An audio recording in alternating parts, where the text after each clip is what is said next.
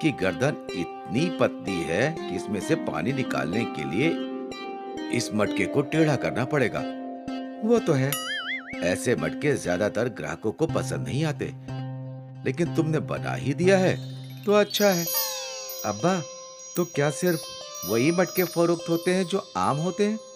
ज्यादातर तो वही फरोख्त होते हैं, इसलिए हम हमेशा वही मटके बनाते हैं। लेकिन मुझे याद है, जब आखिरी मर्तबा मैंने ऐसा मटका बनाया था तो वो बेहद महंगी कीमत पर बिका था।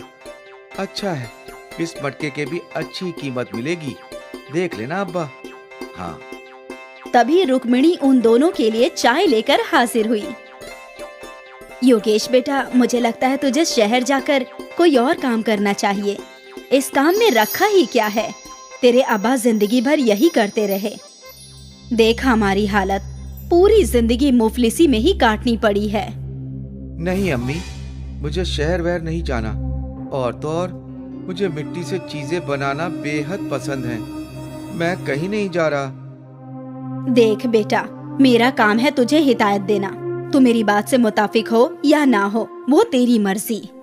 अच्छा, ये सब छोड़ो रुक्मिणी, तुमने कहा था कि तुम योगेश की शादी की बात करने वाली हो अपने भाई से, उसका क्या हुआ? भाईजान तो राजी हैं हमें अपनी बेटी देने के लिए। तो देर किस बात की, बात आगे बढ़ाओ। वैसे भी मैं चाहता हूँ कि जल्द से जल्द योगेश की शादी हो जाए। ठीक है, तो मैं इस इतवार को सगाई की रस्म रखवाती हूँ। वाह, ये हुई ना बात। अपनी शादी की बात सुनकर योगेश भी बेहद खुश था। इतवार के दिन सुरेश का घर फूलों से सजा हुआ था। घर में काफी मेहमान थे और फिर योगेश ने आभा को अंगूठी पहनाई और उन दोनों की सगाई हो गई। सभी लोग बेहद खुश थे। फिर क्या था, अब से रुक्मिणी योगेश से रोज शहर जाकर काम करने के लिए दबाव डालने लगी। सुन बेटा, अब तेरी शादी होने वाली है, तुझ पर जिम्मेदारी बढ़ने वाली है, तेरी कमाई भी बढ़नी चाहिए। अगर तू यही मटके बनाता रहा तो ऐसे ही गरीब रहेगा। मेरी बात सुन, शहर जाकर कोई अच्छा सा काम तलाश ले। नहीं अम्मी, मैंने कहा ना मुझे शहर नहीं जाना, मैं यहीं खुश हूँ। रुक्मिणी का दबाव भी योगेश पर काम नहीं कर रहा था। योगेश को अपने काम से बहुत प्यार था। कुछ ही माह में योगेश और आभा की शादी हो गई और रुक्मिणी इस इंतजार में थी आभा के घर आते ही। बेटा, मैं तुम पर एक बहुत बड़ी जिम्मेदारी डाल रही हूँ।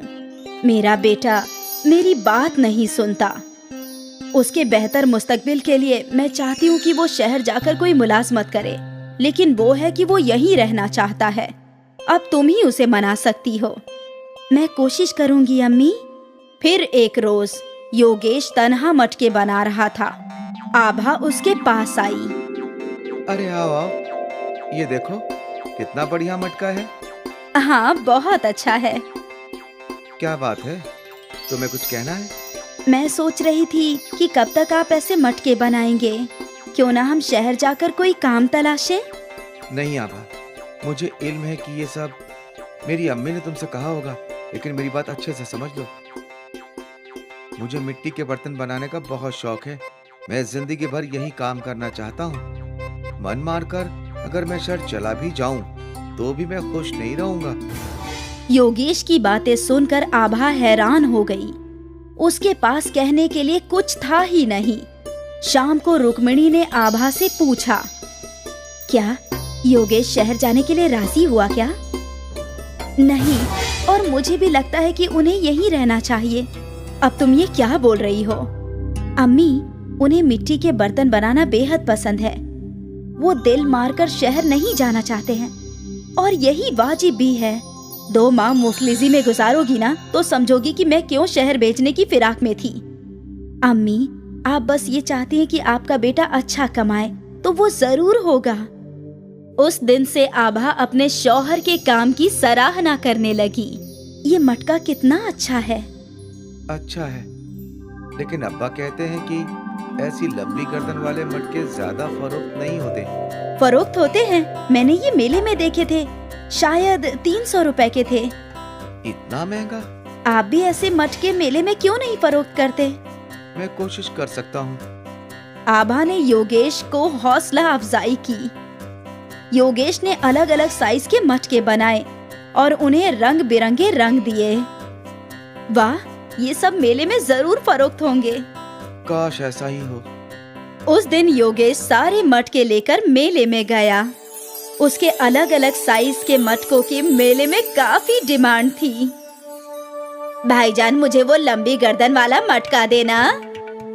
मुझे वो रंग बिरंगा। एक ही रोज में योगेश के सारे मटके फरोख्त हो गए और उसकी आमदनी अच्छी खासी हो गई। योगेश घर आया और सारे पैसे अपने अब्बा के हाथों में रख दिए। ये देखिए अब्बा, आज की कमाई। अरे ये तो बहुत ज्यादा है। मेले में फरोख्त करने की तरकीब आपकी बहू की थी। अच्छी जिंदगी जियो बहू, और हमेशा अपने शौहर का साथ देना, वरना कुछ औरतें होती हैं जो शौहर को सिर्फ शहर भेजना चाहती। पास खड़ी रुक्मणी सब सुन रही थी। आभा और योगेश बेहद खुश थे। उस रात योगेश को एक नई तरकीब सूझी। आभा, कोई मिट्टी का फ्रिज खरीदेगा क्या? मिट्टी का फ्रिज? मतलब मिट्टी की ऐसी अलमारी जिसमें सब्जियां, फल सब ताजे के ताजे रहें, जो बगैर बिजली के चले। क्या आप ऐसा कुछ बना सकते हैं? हाँ। तो फिर देर किस बात की? ये तरकीब तो सुपर हिट हो जाएगा। मैं कल ही मिट्टी का फ्रिज बनाता हूँ। अगली सुबह ही योगेश ने मिट्टी का फ्रिज बनाना शुरू किया। अरे ये क्या बना रहे हो? अब्बा, ये मिट्टी का फ्रिज है। इसमें सब्जियां, फल सब ताजे रहेंगे, वो भी बगैर बिजली के। वाह,